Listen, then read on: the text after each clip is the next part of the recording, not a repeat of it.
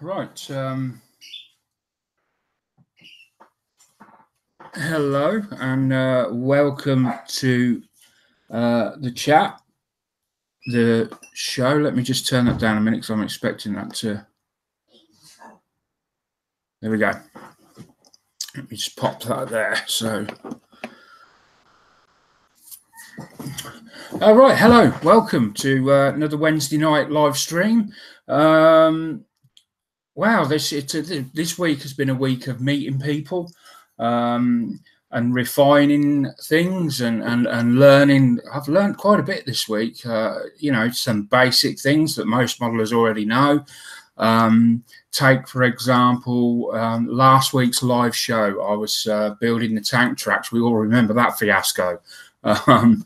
Well, it turns out I was making some really basic mistakes. I did do an update video, which is in YouTube, and I demonstrated that where I'd gone wrong and how easy these tracks are to put together when you actually know what you're doing. But it just goes to show that something is only as easy as, you know, if you've got the capability to do it, and you need the knowledge for that. And this is one of the things this channel is about.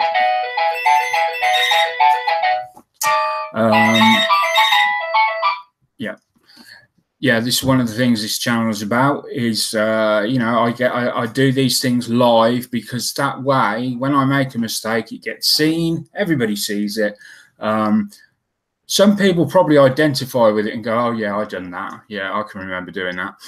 Some people might, you know, they might not have made tank tracks before or something else, and then they can then watch what I do to rectify it and learn from that. So that's what, you know, this whole ethos of this channel. Some people question why I do it that way, why I deliberately cock up on screen. Part of it is, you know, people find it funny when you make mistakes live. You know, it just is one of those things that's funny. So, you know, that's the way it is. But so, yeah, this week's been a week of discovery, meeting new people. We're going to get on to a lot of different topics tonight. So first of all, where should we go? Right, we'll start with the 3D printer.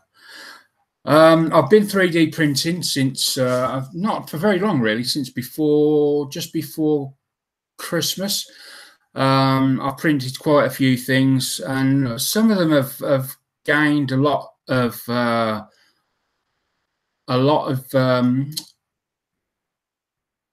respect, I think might be the word, because they've really turned out well. They were very, very difficult to work with in the beginning because I was new, and I've refined some of these prints into some really nice pieces of work.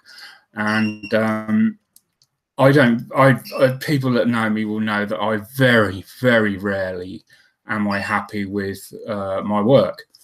I'm always finding faults with it, but these pieces that I've been putting out, I've been so happy with them. The one I'm most happy with I can't show because it is for somebody. Hopefully, when I give them this, you know, I'll be able to then put some pictures out and show you what I was going on about. Can't wait for that day. Really looking forward to that. So anyway, yeah, you know, so I've had people have been wanting me to print stuff for them, and honestly, I don't mind doing that. You know, they can go and they can buy all the prints I make. They can go and get them printed online from other places. The downside is you will pay an astronomical amount of money for some of these prints. I really can't believe how much they charge for some of these prints. Just to give you, let me think. Just to give you an idea. So this is a work in progress, but this is going to be Batman. Yes, I know the colors, the yellow colors, wrong on the bat on the chest, but he is approximately. I put it into this. Well, when you download the prints you like, or you buy the prints you want, you then go on and you can send them prints off to loads, a bit like Money Supermarket, where you go for your car insurance. You can send this print off to a load in it. The algorithm runs through all the different people that print this off, and they'll give you a best price, and you get a list of them. And this Batman to print off is somewhere, if I can't remember, so it's going to be about 150, 200 quid to print that off in its entirety, and that's in separate pieces. So you've then got to put it together and paint it and everything. Something like that, you know, I've been doing much more or less cost. I'm not in it for making, you know. Anyway, so I've been doing that, and I met a chap that I'll talk about in a minute, who's involved in something else I'm doing, and he's been 3D printing a long time, and he actually has taken me through some of the settings, and I've been learning stuff of him, so that's been really great. His name's Joshua. And Joshua is going to be involved in the new podcast. Now we've set up a Facebook page. On Facebook, it's actually called SprueCast. That's it, just SprueCast. So if you're interested in that, pop along and join that. And we're going to be setting up a weekly or bi-weekly, every 2 weeks, podcast. We're going to cover a different subject every week or every other week, and we'll air it. It won't be live, unfortunately, because we've got to get everyone together and record it at a set time, because we come from all over the globe, and then, you know, during that following week, everyone can come in and make their comments on that week, and then the next week it'll be a different subject, and we'll move along like that. So it's not going to be a mashup of just loads of people talking about anything they want. It's going to be each week a specific subject, and I believe the first week, no, we haven't agreed on that yet, so got to keep tight-lipped on that, but that's going to be coming very soon. So if you're interested in that, get over to SprueCast and get your name down in there so that we can see how many people are interested in that. Hopefully there's going to be quite a few. So that's SprueCast. Now, one of the big announcements is, or the biggest announcement is, I've been talking to somebody I've known on Facebook for some months now. We've only really got talking the other day, and the gentleman's name is George, and I hope I'm not going to butcher this, but it's George Formichev. I hope I've got that right. My apologies if I haven't. Now, George, again, I'm not entirely certain on this, but George either owns or is some form of director or sales director or something like that with a company called Endurance Lasers. Now, Endurance Lasers have been interviewed by two very highly ranked magazines in the past few weeks, and they are leaders in their field. It is astounding technology. Now, in the YouTube description below this, I've left links to the Endurance Lasers. It's a video, I believe, on a Facebook page. So I've left a link to their YouTube channel, and I've left a link to their Facebook page. Follow those.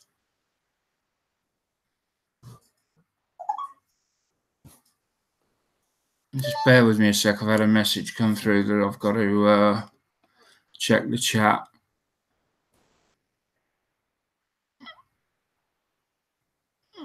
Only I've got no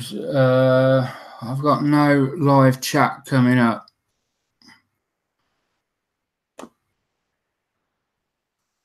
Oh, it's just appeared. Right, I had no live chat there. Sorry.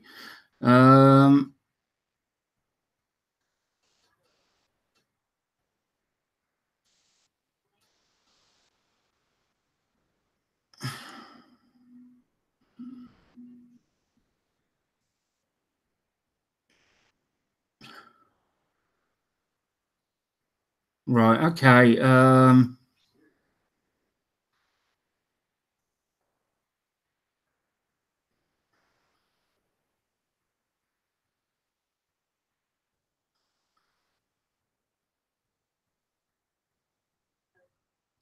Right. I don't.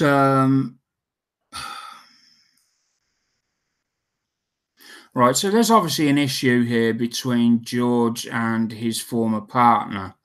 Right.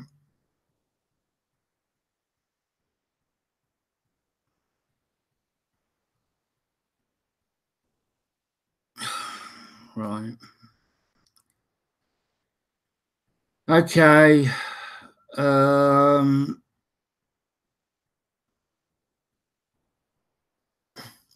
Okay. Well, this is right.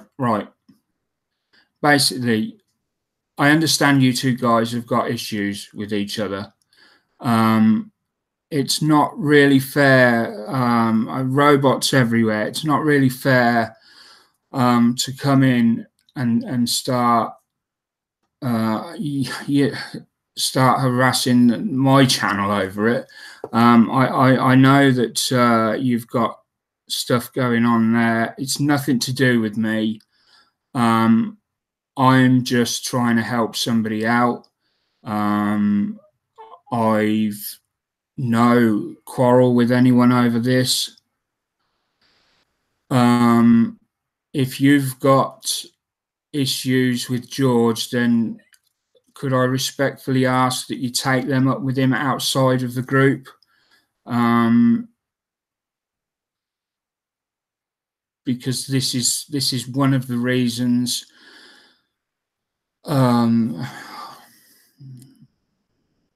Yeah, I'd just like to respectfully ask that that we don't have this in here, please. I'm just trying to do a modeling show, and trying to spread some, learning and help people out that are new.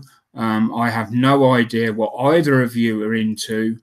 And it's not my intention to step in the middle and cause any trouble with either one of you, or stir any feelings up or anything like that.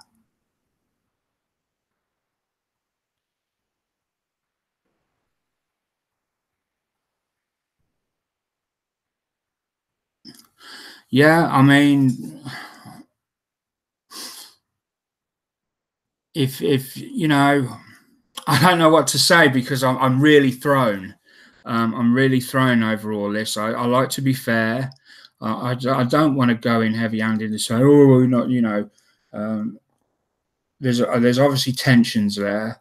And you know, I can appreciate that. You know, I've had fallings out with people, as many people can say. But you know, I would just anyway. I'd just like to ask that we can move on a little bit and hopefully get back on track. Thank you for your understanding in this. So with that said, I was about to say George will be in chat. And George is going to be on this live stream next week.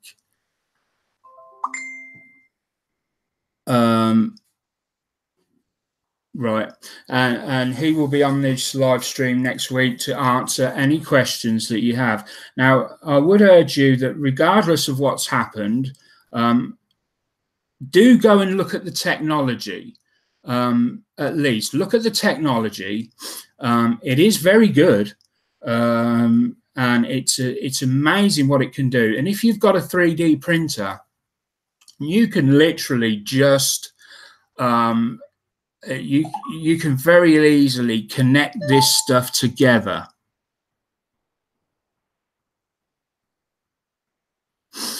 And then you know it can be used in that fashion. You can laser cut wood, you can engrave iPods, you can engrave leather. Now I'm looking at the applications now where it would be handy for modeling, and I see I've seen videos where they've made trucks from MDF and stuff like that. So you know, it's excellent technology, and you know, it is going to be the future. So I do urge everyone, just go and have a look at it, see what you think, and then you know, go from there. And then we'll see about that. So next week, George will be on, and we'll get to ask him a few questions. So. I really do hope you two guys work things out. I really do, because there's one thing I hate, it's conflict. I don't like it in any way, shape or form, but you know, I understand that it's there. So right, we're going to move on now after that. And we're going to look at what I've done in the last week. So I've done the tank tracks. Well, one of the tank tracks I had to stop because I was doing some other stuff. But I'm going to move down to this screen now. And I got onto the armor side. And I can't remember where I'd got to last week. But basically, I got this top plate on. As I said, we've got all the suspension in, got all the little bits and bobs on, headlights, rear brake lights, rear doors, stroke cooler or whatever. I'd also made the Tusk 2 explosive reactive armor. This will eventually go on the side. I'm not sure. I think it goes something like that. So sort of like that, I guess, on either side. I've made two of them, and I've also knocking things over. I've also made the top part of the turret, I guess. I don't know if it's a turret, and that sort of fits on there. That's going to look awesome when it's got its tracks and everything on, and we've got the tank barrel on. That is going to be quite something. I know it's hard. It's maybe hard for people to envisage at the moment, but man, out of all the tanks I've seen, I'm impressed with that. I really like the squat sort of low down thing that with this quite low down. Normally all the tanks I've seen, this sits quite higher, much higher up, but they are a lot older. So I'll be carrying on with that for sure over the next week or so. I do these in the evening in the non-live hangouts, and they're on every night if anyone wants to drop in. And so the next thing I worked on was the Corvette class Snowbell, what is it? Snowflower class Corvette. You know, I can't remember the blinking name of it now. I want to say Snowbell, but it doesn't sound right for some reason. Just give me a second. My apologies about the chat. It's not updating itself very well. I'm getting messages coming really. It's Snowberry, that's it. The messages are coming.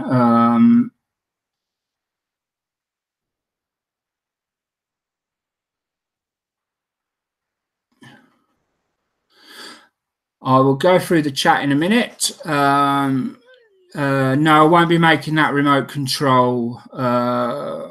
I'm not.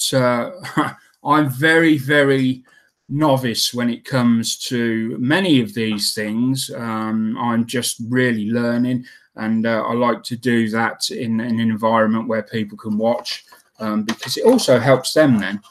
So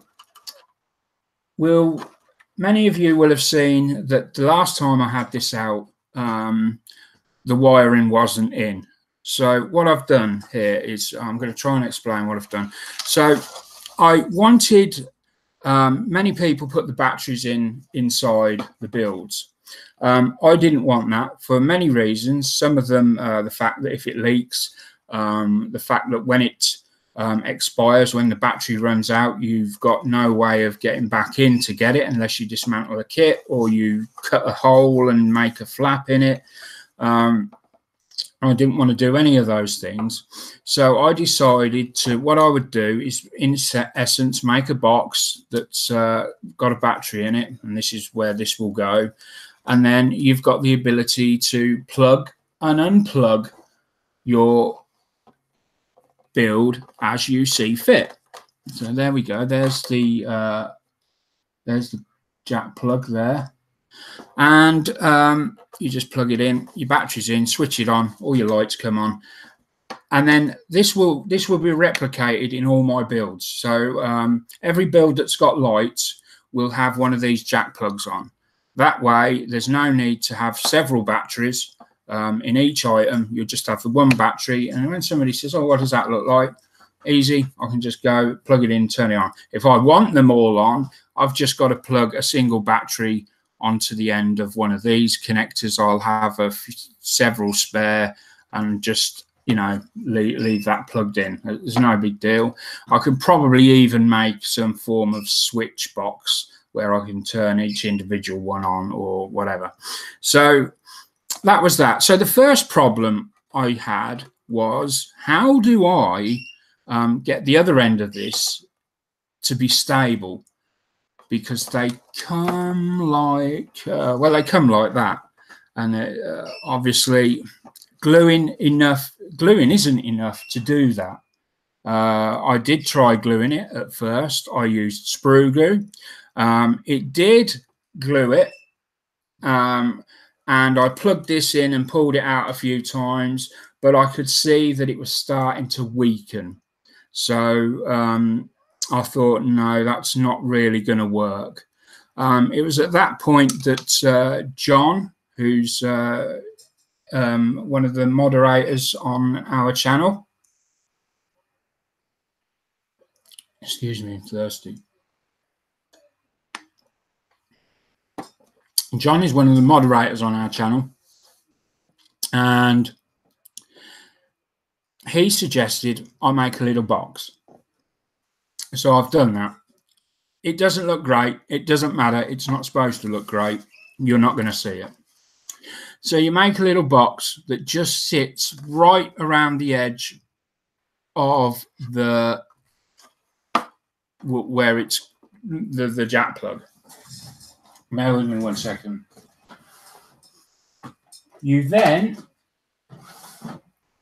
mix up and fill that box with something like that, an epoxy resin. Just mix it up and fill all around the edge until it's full. Now then, you may have to come back in a bit and top it up. I didn't, because I didn't know some of it was going to leak out. But regardless, it's in there really, really sturdy. It's not coming out. I've pushed this in and wiggled it and ripped it out and you know, simulated loads of different scenarios, and it's still stuck there fast. So I thank John for that idea. Can't take credit for something that's not yours. That's an important thing to remember. So then from there, I then wanted some lighting around about this part and some lighting around about here. The reason for that is you would then end up with a range of lighting. So it'd be really bright in some of the portholes and then not so bright in others. Plus, we've got this center section here where there is no portholes on the side, just here, maybe one window, which could be a corridor or something. And yeah, I didn't, you know, I felt it would look better if the light was a bit dimmer there and then got brighter at this end. What I've done there is I've put some foil in the bottom because the lights will be going to, they'll be sticking to the bottom of the deck that's going to sit on the top there. And it's hoped that the foil that I've lined the bottom with will bounce the light off and give it a nice sort of silver reflection inside. It also adds to hide, hide a little bit of light bleed through from coming through the plastic. But this plastic is very thick. So, you know, it shouldn't have a problem with that. It has been primed 2, 3, 4 times on the inside. And now it's got this thick layer. It's not just one layer of foil. It's been, you know, there's quite a few layers there. So that I put that on there, and then I connected more, and I've just got to connect the end lights to this one, which will go up over here on the bottom of this deck. At each connection, I've twisted the wires together. I've then used solder and flowed solder down through the joins, and then I've shrink wrapped each of the joins in a separate sheath. And you can see there on that one, we've got the black sheath over that wire, which is essentially the black wire. It's just a bit of red where it's been torn apart, and then the red one over the red, and then a green one just over the top, just to hold everything together nice and neat. And I've done the same in all of the joins. All of the joins have been treated the same. But then I came up with a problem. I want to get some lighting up here on these cabins, on these antennas, on the masts. I need to have some lighting up there. So I need some power up there. The problem with that was, where do I take the power from? I don't really want to draw more power along this line, because this could affect how bright these lights are. So after some consultation with various people, I can't remember who I spoke to now, but whoever you are, thank you very much. I deemed it a better idea to attach another set of power leads right at the source at the very beginning on this power jack here. These will come up through the deck, and then they will go and feed all the little lights that are around here. Most of these lights up here are just going to be very tiny LEDs.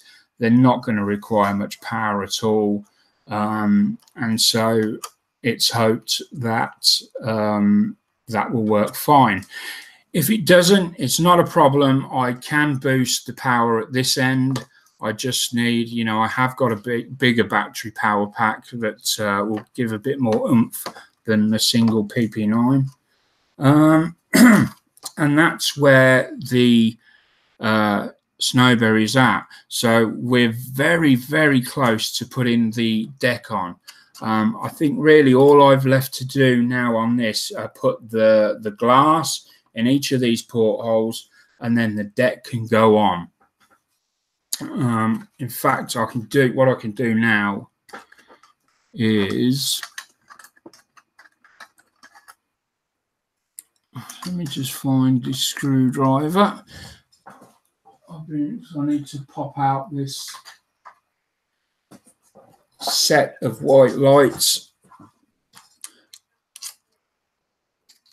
and then then that wiring is actually done for that section.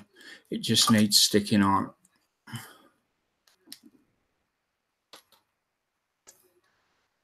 Gotta be careful, I don't want to take my bloody fingers off here. Screwdriver slipping can do more damage than you realise. There we go. And these literally, they just pull off. They're such easy fittings. There we go. Make sure you line it up right, so your plus is your red.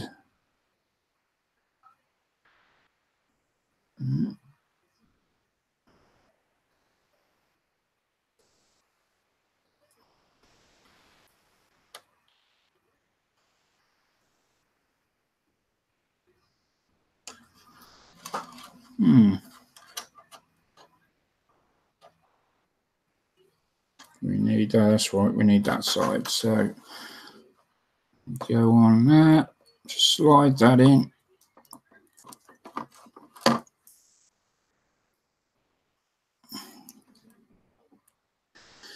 Underneath them connectors, and just click it shut. And it's good to go. So now, one thing that you should check when you do something like this, let me just get my multimeter out so I can show you.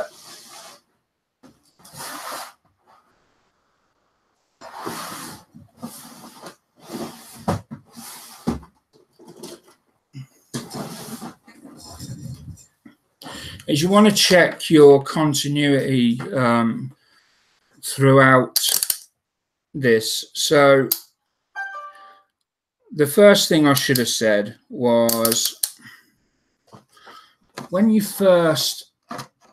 very, very first put this connection in here, plug your battery in and check your voltage is coming through okay, because if anything interferes in there, then it breaks that circuit, then you're not going to get any power, and you don't want to get all the way through this and then find that you've got a power problem, because then you've got you've got to go through everything. I have checked this and I know that this is working, so that's not a problem. And then it's a case of if we can plug this in. So really, now if we put this on the continuity, which I believe is that one there, so essentially this is checking that there's no crossover or between 2 points. So for example, this is the plus, let me get this right, this is the plus on that side, is it? Let me just check quickly so I know what I'm doing. Should have connected the black first. Let me just do that the right way.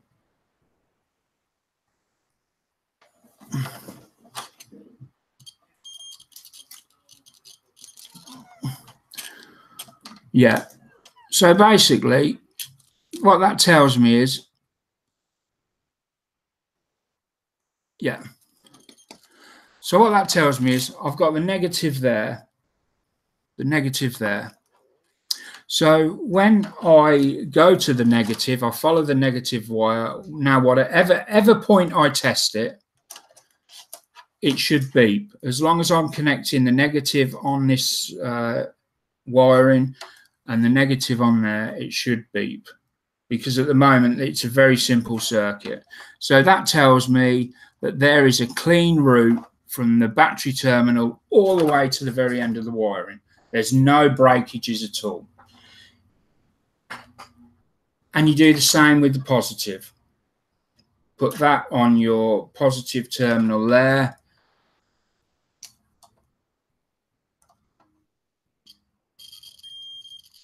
And there we go.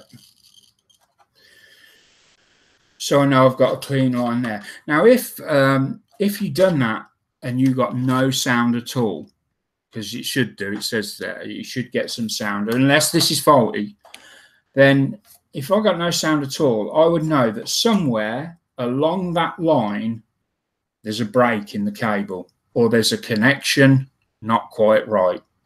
So then the easiest thing to do is to track back and go and test the next connection. If you've got sound there, you know that the break in the line is between here and here, if that makes sense. If there's still no sound here, then you go back even further to the next connection, and so on, until you find out where your problem is and rectify it. I hope that makes some sense. If it doesn't, please let me know. I can go through it as many times as anyone needs to, but hopefully, you know, it's very, very basic at the moment. So hopefully that's of interest to some of you out there. The other thing you want to bear in mind, having foil in the bottom, you want to make sure that, for example, on here where I've soldered these two together, and I shouldn't have really, I should have soldered them a lot shorter. I soldered these way back some weeks ago now, when I was first starting practicing soldering, so they're not very good. I appreciate that. I may even redo them and shorten this length here, because I don't want any of that touching this metal foil. I don't think that would be very good. No, not very good at all. But there we go. So that's where the Snowberry is at. Really excited to be making progress with this once again. It's a big beast to sort of be doing on a desktop. It's quite difficult. I do have to clear everything out the way, and it just can be awkward to work with at times. But it's fun when you're going along. It's enjoyable. Right. So just pop this over here. And we'll have a look through some of the chat.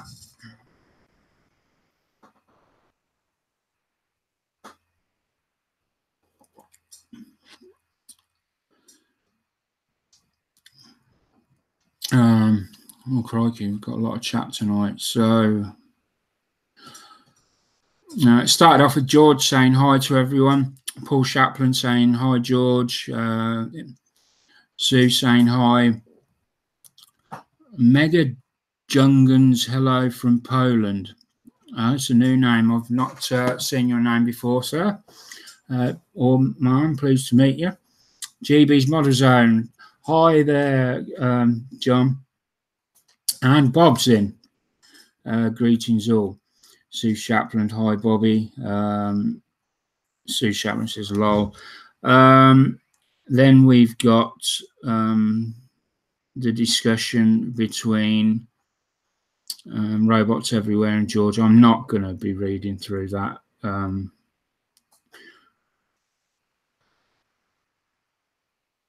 Backstreet built. Oh yeah, all right. Hello everybody. Rise Dam Design. That's Joshua.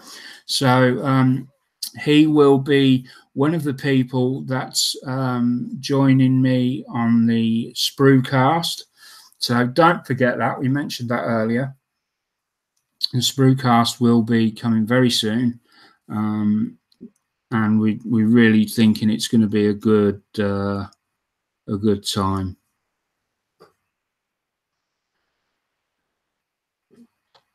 More discussion there.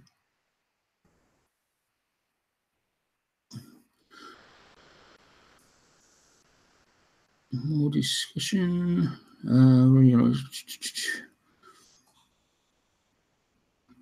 So there's a good tank build. Are you going to make it remote controlled or is it for display? It's for display. And as I said, I won't be doing remote control on it. I did do remote control on one of the tanks I built, and it wasn't really. I didn't really like it.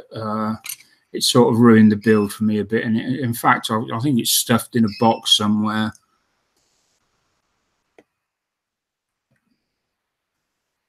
Have you? Right, an inductive charger from Adafruit. That's where you need no holes. They're a bit.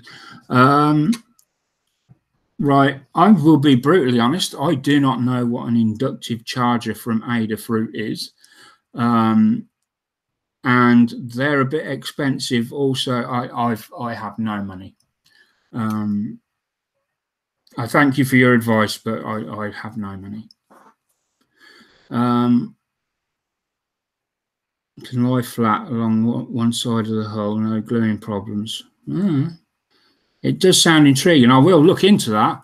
I will look at them because I love gadgets. I'm a big gadget person. Back when we had money before we had any sort of problems, I would buy every and any gadget that was going. I just love gadgets. I'm a real gadget nerd.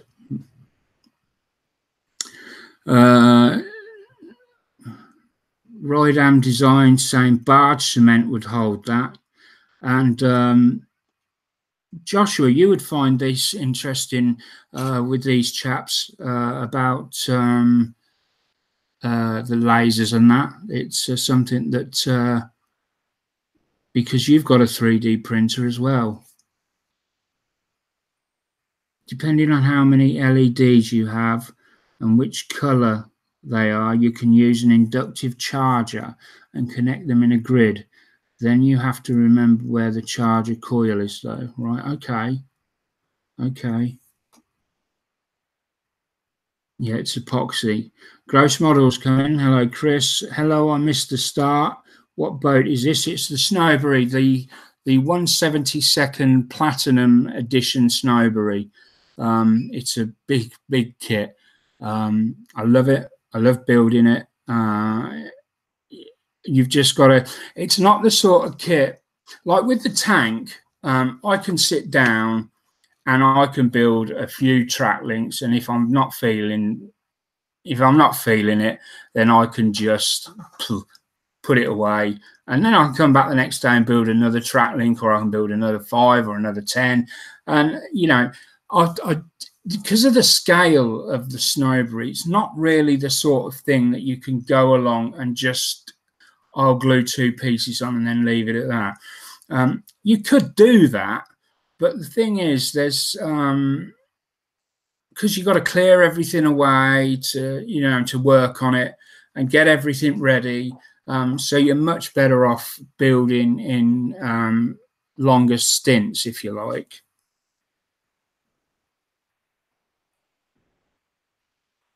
No, these are LED lights. So if you get the polarity wrong, nothing bad happens. They won't work, but they won't be damaged. All right. I did not know that, actually. Big is plus on the connector. Oh, yeah, you're on. It does say on the side of the batteries. sorry, it says on the side of the batteries, if you're unsure, then all you need to do is pick up a PP9 battery and look at the side. And I haven't got one out at the moment, but pretty much like they do on the AA's, it gives you the polarity. It will do that on the PP9 as well, so you don't have to worry about that if you're not sure.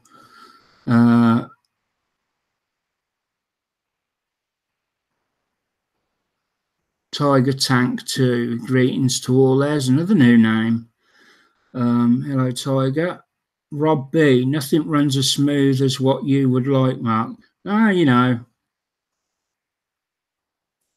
Hi there, GM. Robots 2, hi. Nothing to build at Gross Models, Mark, nothing to build. I think he's always got something on the go at Gross Models. He's doing a Terminator, isn't he?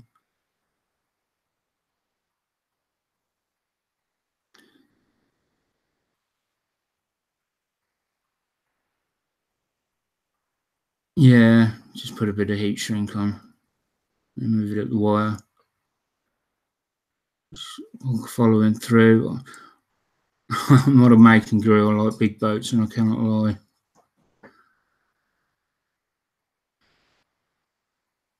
Rob B, I'm actually behind the live show. Sorry, guys.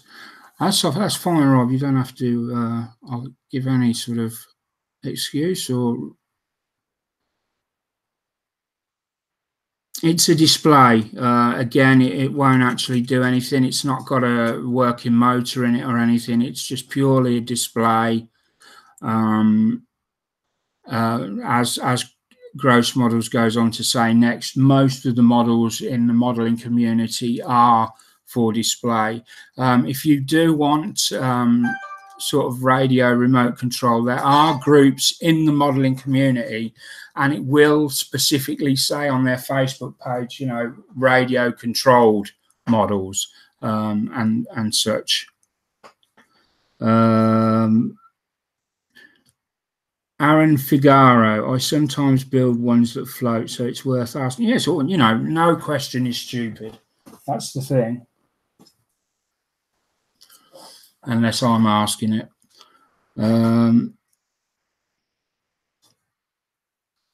All right, I get it. Yeah, so the inductive thing is if you want to float it. I'm off work today. Thought check out what you do today. Yeah. So yeah, Josh, this is the live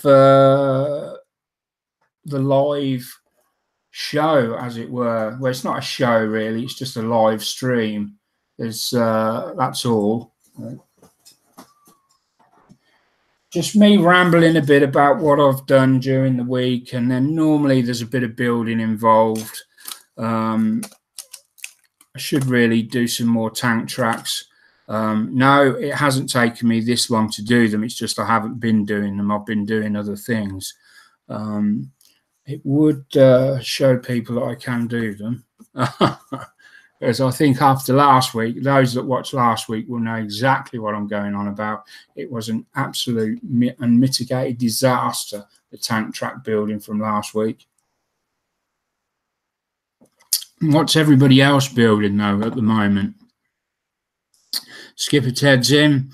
Have you used white light or warm white?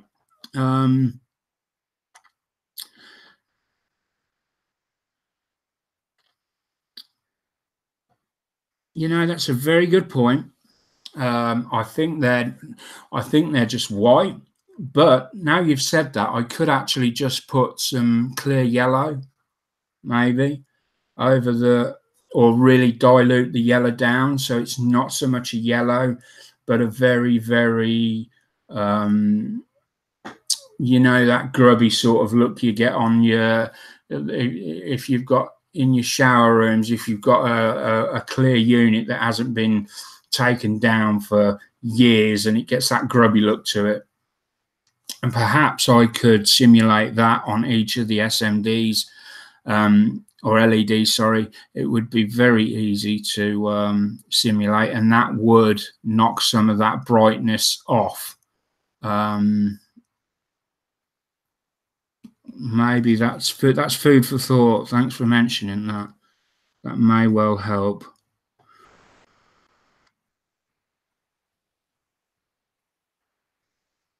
Yes, good spot indeed. Right.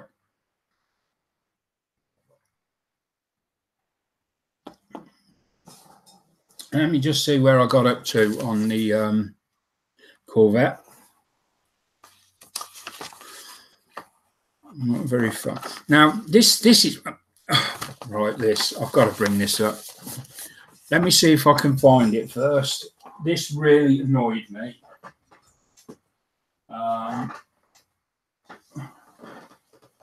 I bet I can't find it now. Please bear with me 1 second.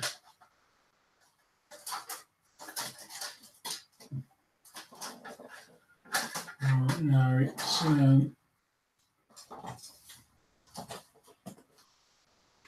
it is missing at the moment.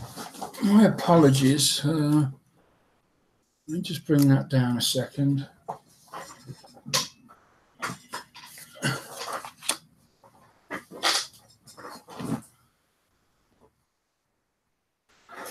Oh, sorry, I just had to move that because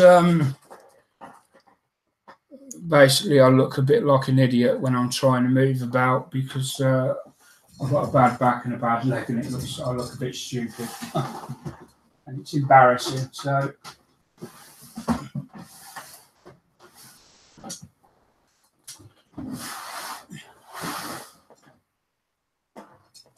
Oh, I don't know where that's gone. Right, but basically it boils down to they've got this beautiful kit. Revell have got this beautiful Snowberry kit that you build together. It's the Platinum Edition, all the bells and whistles without the electricity. You've got to do that yourself. Although you can buy the add-on kit if you so wish. That's not a problem. I'm just trying to see if I can see this bit of kit that I'm looking for.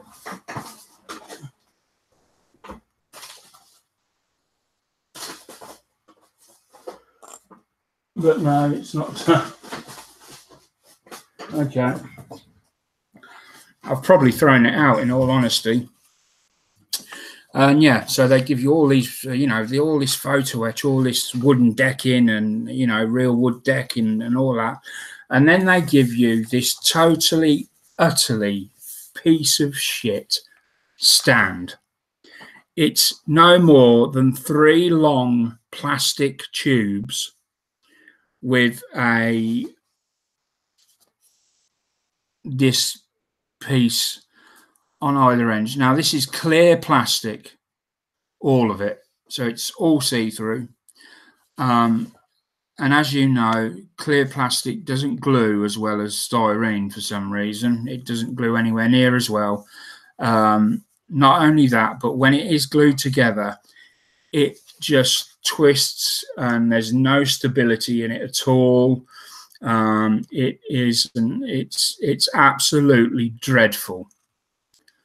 Now, why didn't they, if they'd done so much to improve this kit everywhere else, why did they not take the time to add a better stand than that in?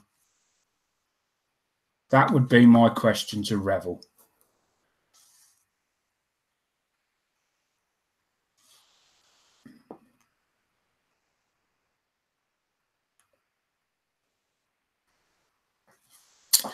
Yes, Joshua, you're right.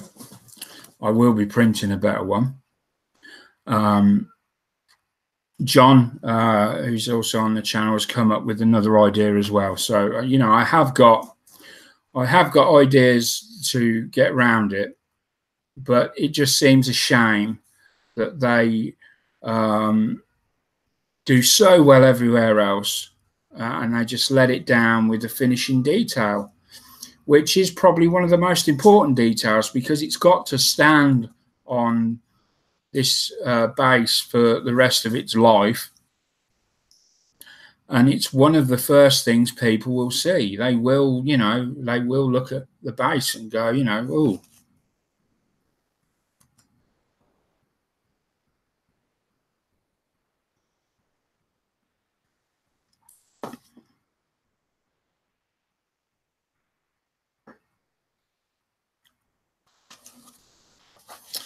Right.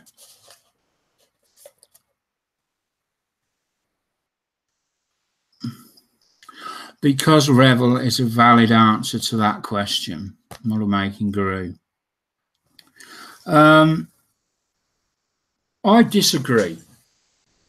Now, I've built a lot of Revel kits. I'm not saying I'm the prolific Revel builder, but everyone knows my standpoint on this.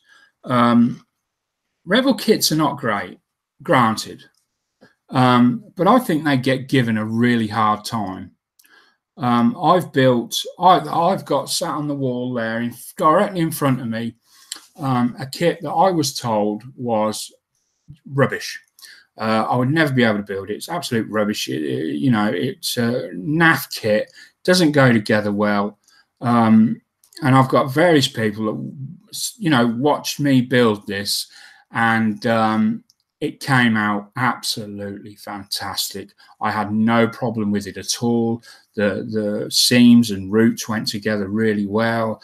Minimal amount of filling. And it was just, and still is, a really nice kit. So I think a lot of, now I've got to be careful how I choose my words here. So I look at it like this.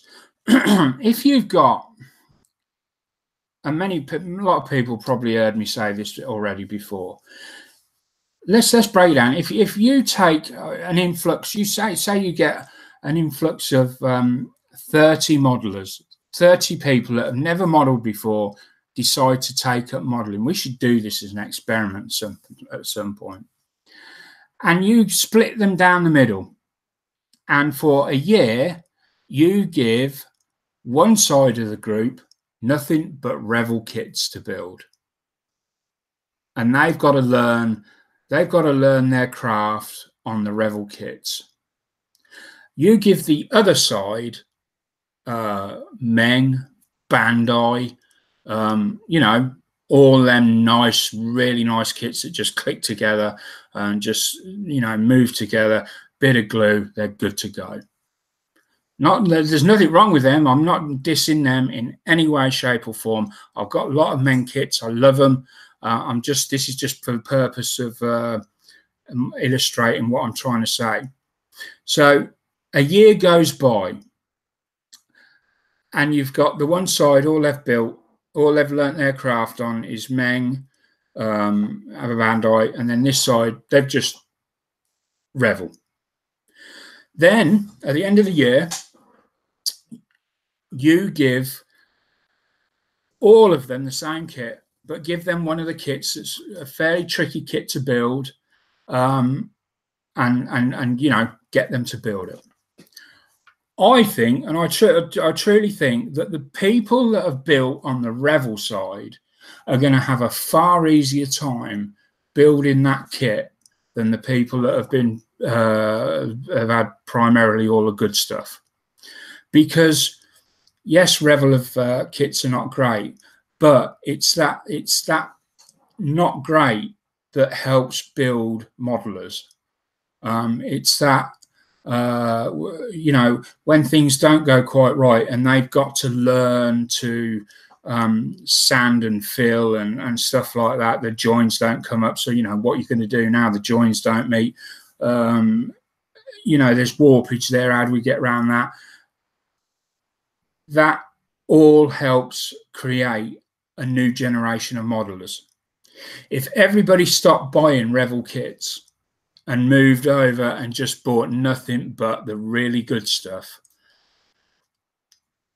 the modeling skills, I think, would start to die out. You know, that's an exaggeration, I know. But that's my opinion on it.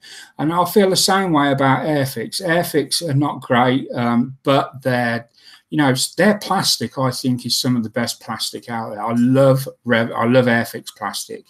I really do. And this will be a subject on one of the podcasts that we're going to do. Airfix is going to be a subject one week. We're going to look at rivet counting another week. These are all areas that we're going to touch on in a podcast at some point in the future. So, stay tuned for that. And as I said earlier, you need to get into the SprueCast Facebook page if you're interested in hearing more of them podcasts when they come out. Anyway, back to I really believe that we need the kits like Revel and that. Plus, you've got the added thing that with Revel, you get,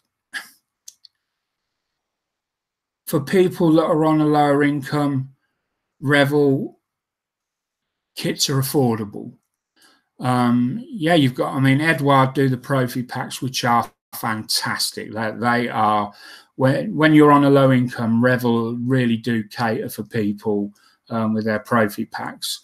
But aside from them, if you want a really big plane, you want a 1/32 kit, Revel's your main choice if you want something that's affordable. You go to Zukimura or somewhere like that, it's a lot more expensive.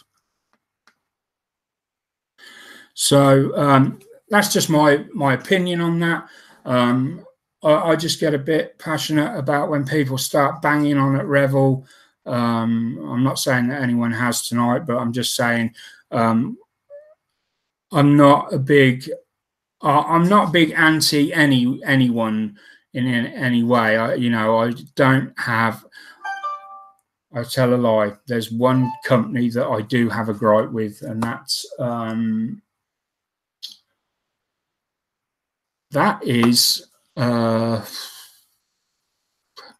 can't remember the name of it now.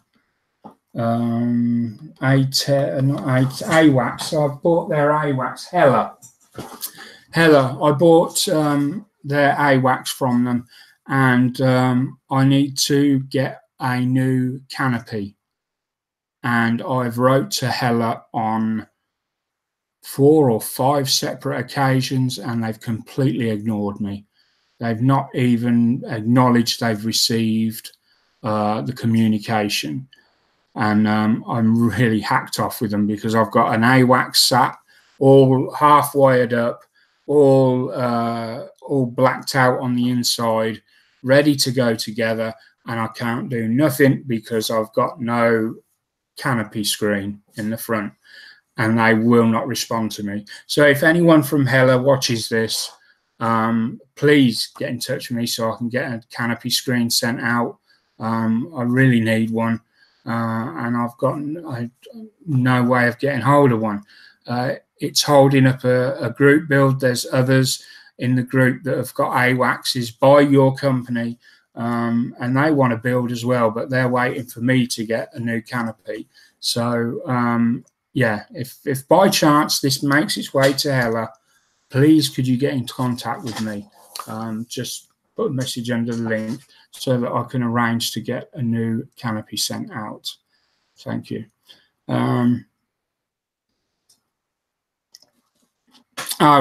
I'm not being completely fair. John has offered to send me a canopy. He's working on it, but I'm still annoyed with Hella, and it shouldn't require somebody else to go out and buy a resin set so that they can copy the canopy to send to me. That shouldn't happen. Just because you won't acknowledge I've sent you a message. Anyway, there we go. Oh God, Airfix kits. Yeah. They're getting better. Let's be fair. They are. Some of their new stuff is first rate. I'm guessing that their new one, I can't remember that now either, but it's going to be like another. Memory's just completely exhausted now. What's it? Helldiver? Is it Helldiver? The new Airfix kit?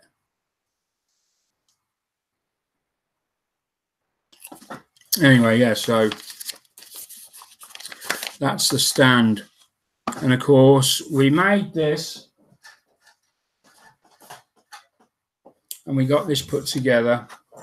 Now, the only problem I found with this was it's warped.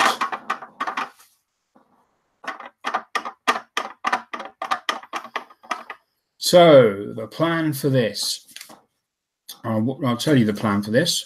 We're going to submerge this in boiling hot water, and then we're going to take it out. We're not going to leave it in for long.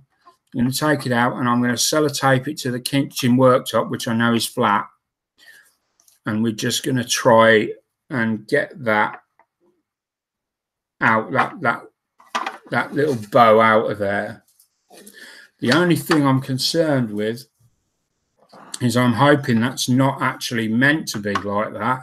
And, you know, because it's so long, maybe the decks do bow slightly, and maybe that isn't actually wrong.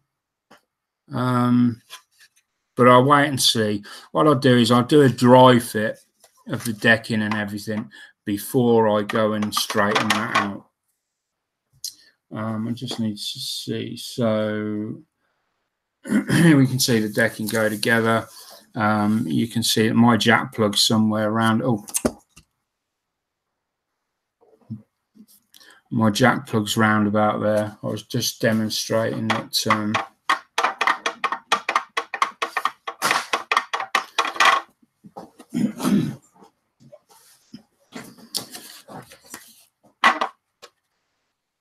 And then there's just not enough room for me to do any actual live modeling with the Corvette. It just falls around everywhere. So I'm roughly round about here. Okay, so I think what we'll have to do is, what's the time? We're 9:05. We'll do a bit more tracks. I will shut up for a bit. I will let you guys talk amongst yourselves.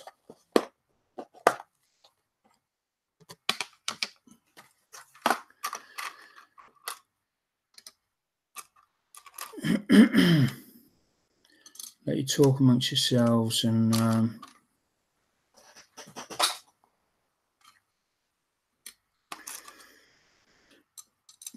don't forget that after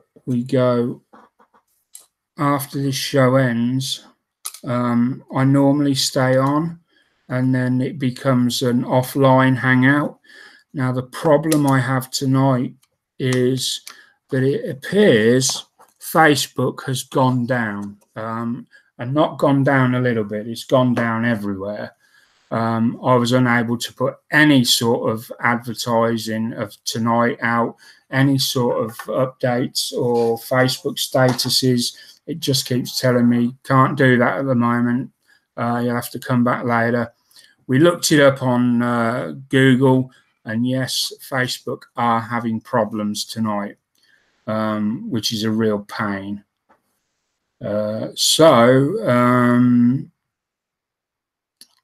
I can send links out to the people at I don't know whether I can actually.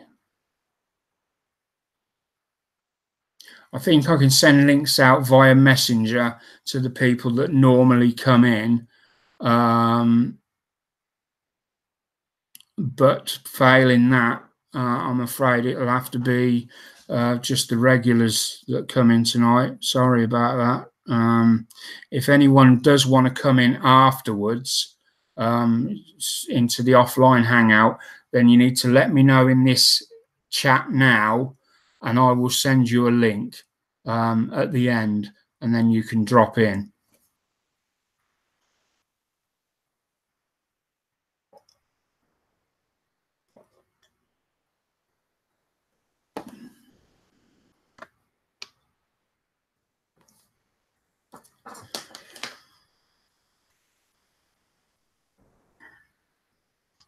Right, so we've got 1, 2, they're ready to go together.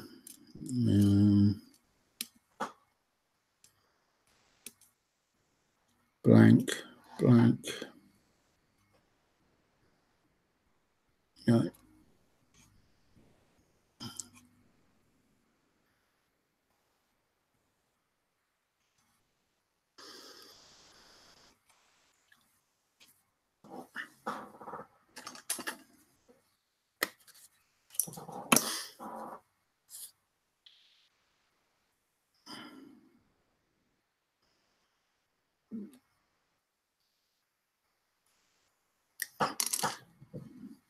That happens a lot. The little A links, I call them A links because they're shaped in the letter A, but they're guide horns, I believe is their proper term.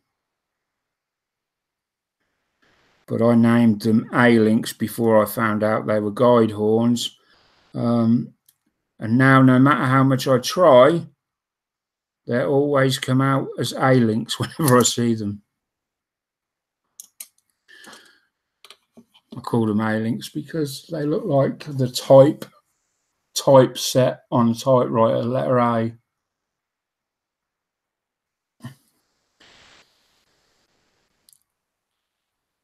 They're dreadful for dropping off when you're disassembling the. It's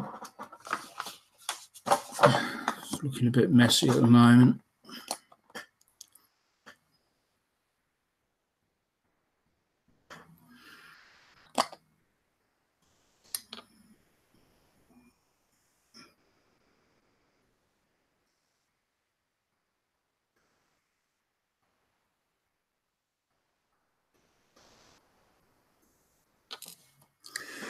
Let that glue off over there. Let's see if we can join these two together.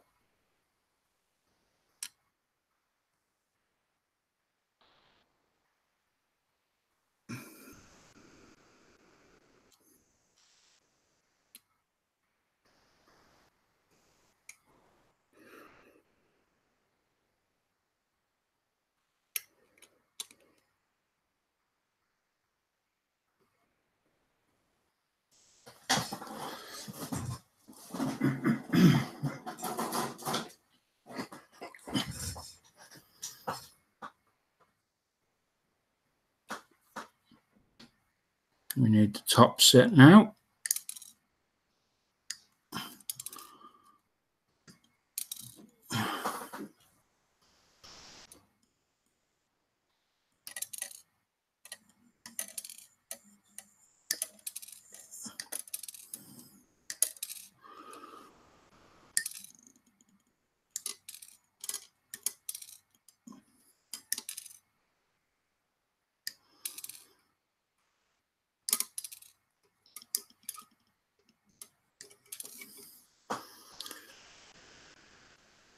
There for a minute, be enough to get going.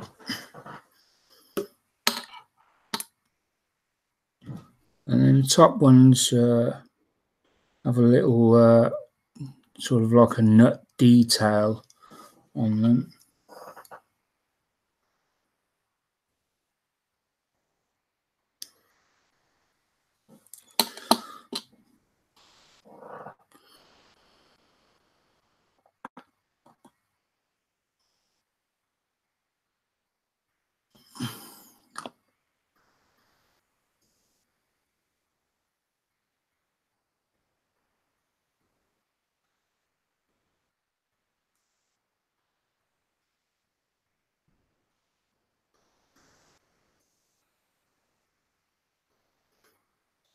We're missing another one of those A-links there.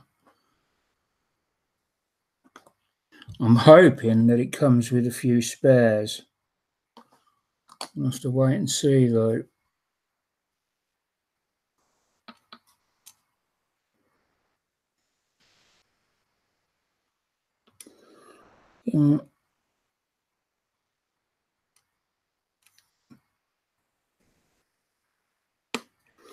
There we go. So we're missing one, just one broken off there. I don't think I've got a single one on its own. Yes, I have. So let's just snip one off.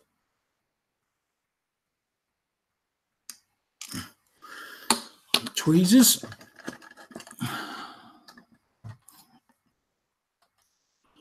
Where did I do those? Not that one. Not that one.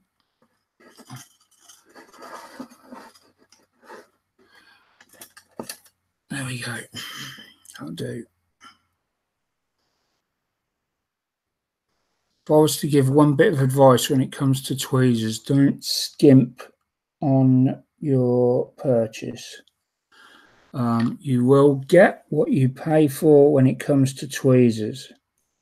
Having said that, you can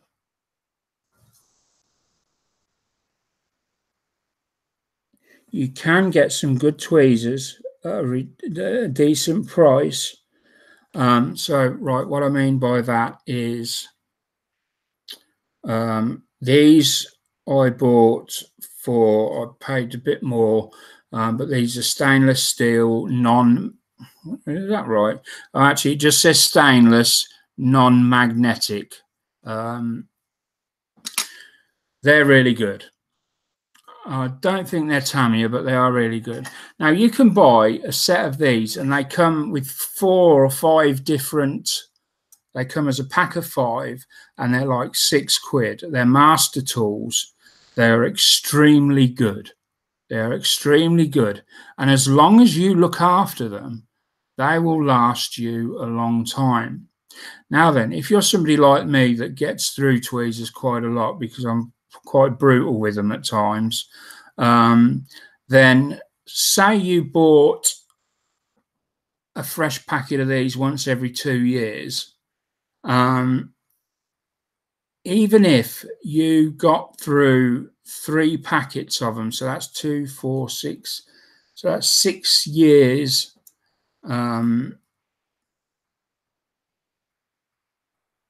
they would still be cheaper buying them 3 packets than you would get for 1 set of Tamiya tweezers. I'm not saying don't buy Tamiya tweezers. I'm just giving a comparison that you could buy 5, 10, 15 pairs of tweezers that will last you for 6 years using them really harshly, as opposed to 1 pair that, you know, that's just my thoughts on that.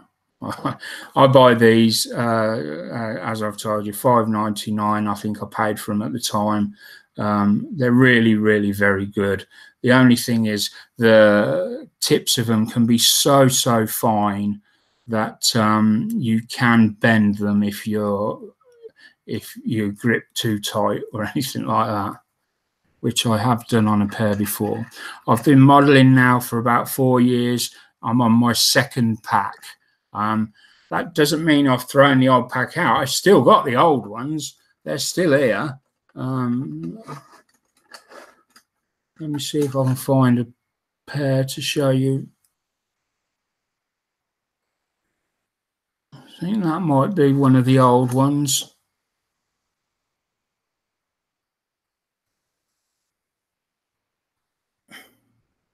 I think, let's see, hold on, we had a C a minute ago, so actually I can show you, I think I can show you a comparison here. Yeah, we got two from different packs. So these were the first ones I bought. So these are 4 years old, and these are about 1.5 years old.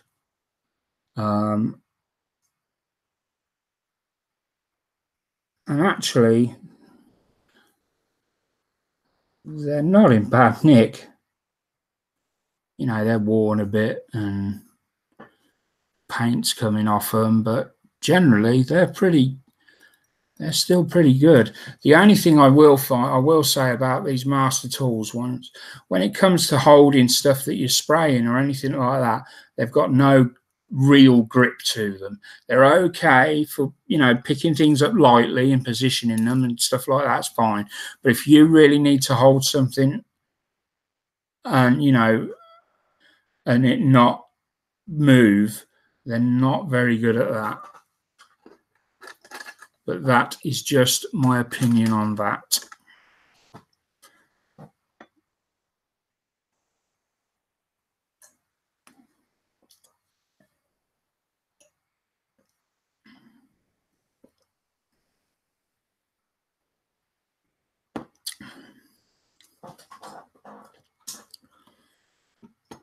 Right, so we glued that one in. That's good. Good to go.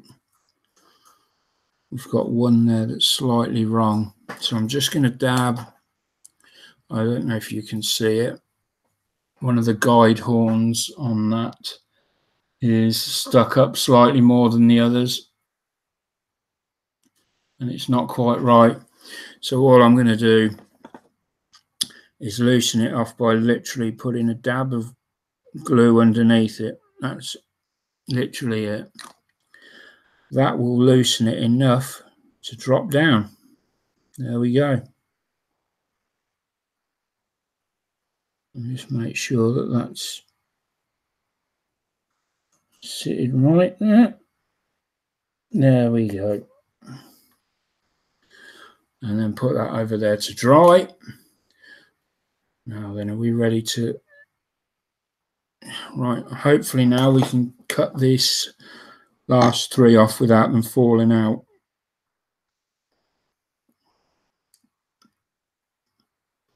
Come on.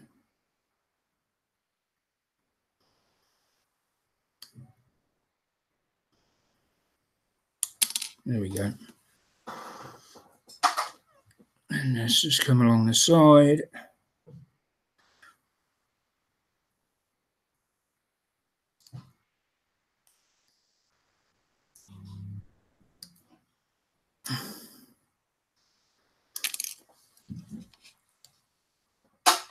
There we go. And we're just going to do the same that we did earlier. Join that one up there. And there.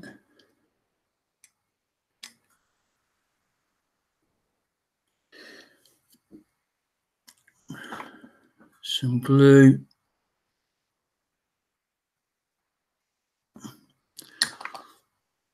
Just a tiny bit.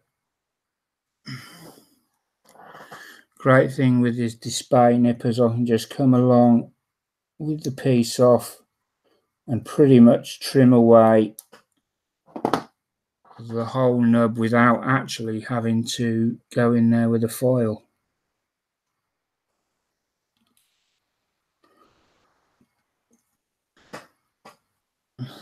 Same again on this side. Same again, go flat up to the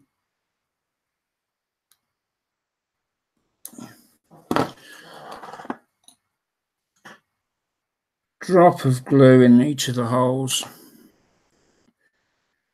And again, there we go, good to go. So you can see massive difference from last week. Massive difference. And that's all I do really. I do like that, and then I'll leave it and I'll go on to something else, and I'll come back in another couple of days and I'll do some more.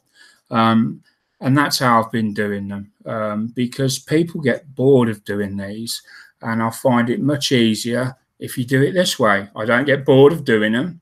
I don't dread coming back doing them, because I know I'm just going to do a few, and I only do them when I really want to. So you know, if you're going to do track links, I urge you to maybe take that approach, rather than sitting down and going at it for hours on end, and making yourself, you know, hate them even more. So I'm going to leave that for now, the building. Just going to have a quick look at the chat and then we'll close it out there. It's been quite an intensive talk from me, so my throat's a bit sore now. And I'm really phew. So let's go back a little bit. Where did we get? Facebook is out.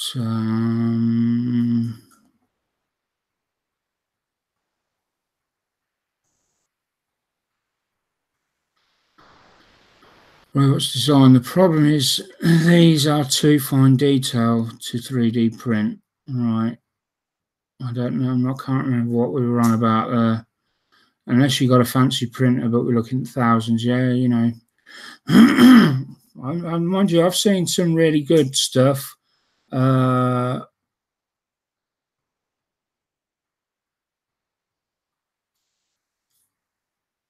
It's good for prototyping, but not for models that have to look good. Right.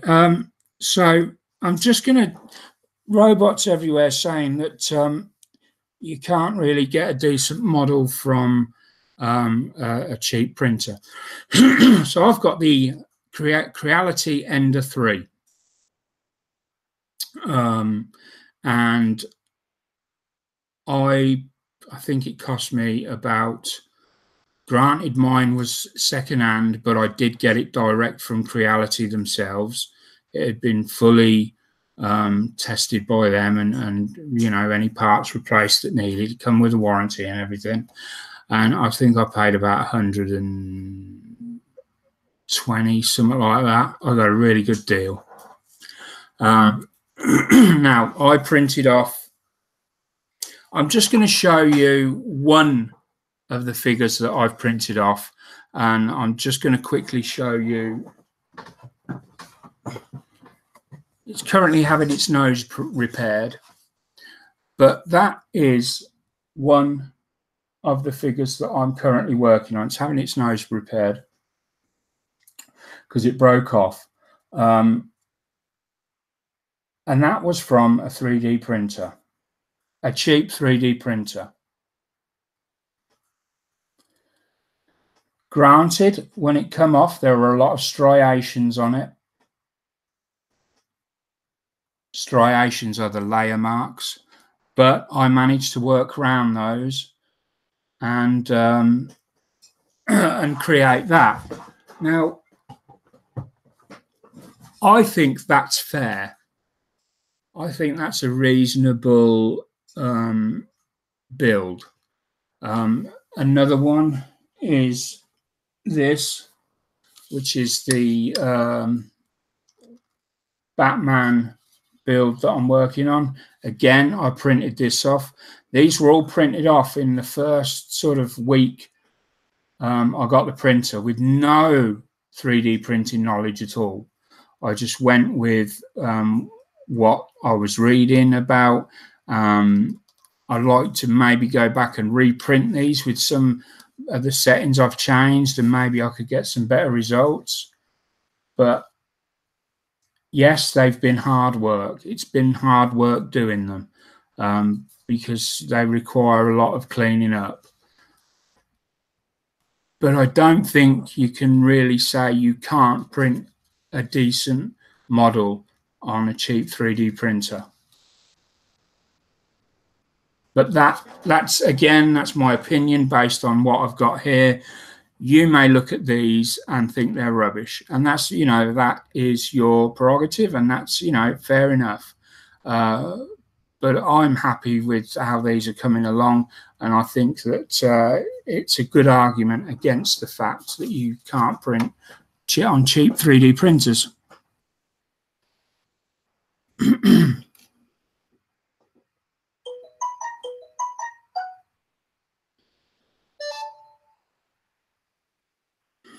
So it's good for prototyping, but not for models that have to look good.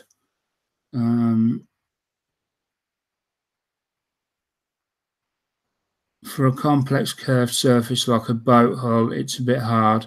You can use acetone spray to do the finish though.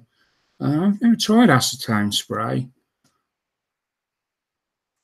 Facebook is out all over the world, not necessarily a bad thing. Yeah, you could say that.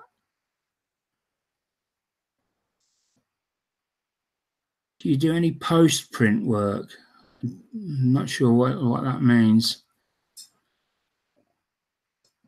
Oh, yeah, yeah. Oh, Christ, do I do any post-print work? Blinking heck, yes, I do tons of post-print work.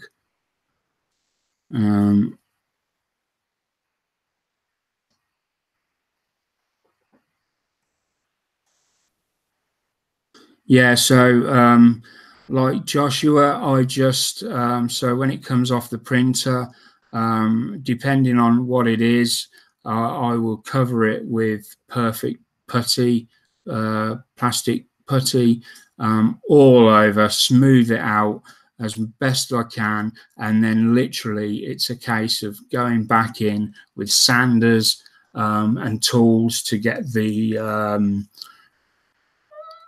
to get the details back out, and you do whatever you can, and it can be a long and very difficult process, but when you've done it, it's amazing. It really is worth it when you've done it. Aaron Figaro says, "Oh, tank treads, I've had some success with this. You can make a putty mating component that goes over the rubber plate of the Tamiya tread kit tread. Oh, right. Then you put your more solid plastic plate over it. Oh, right. The plate gaps have to be a little bigger. Oh, I'm lost now.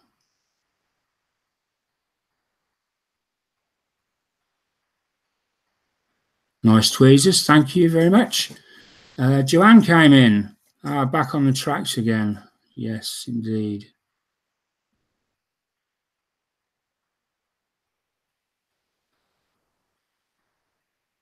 Robots everywhere. Hi, Dobby. That looks really good, actually. Thank you. I'm really happy with it. I really am.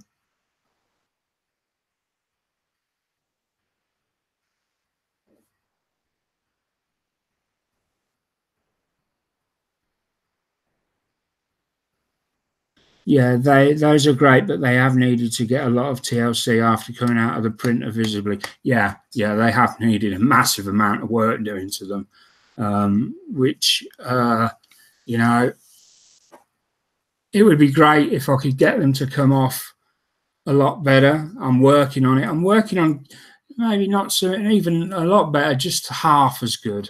I'll be happy. It's so much work you've got to put into them.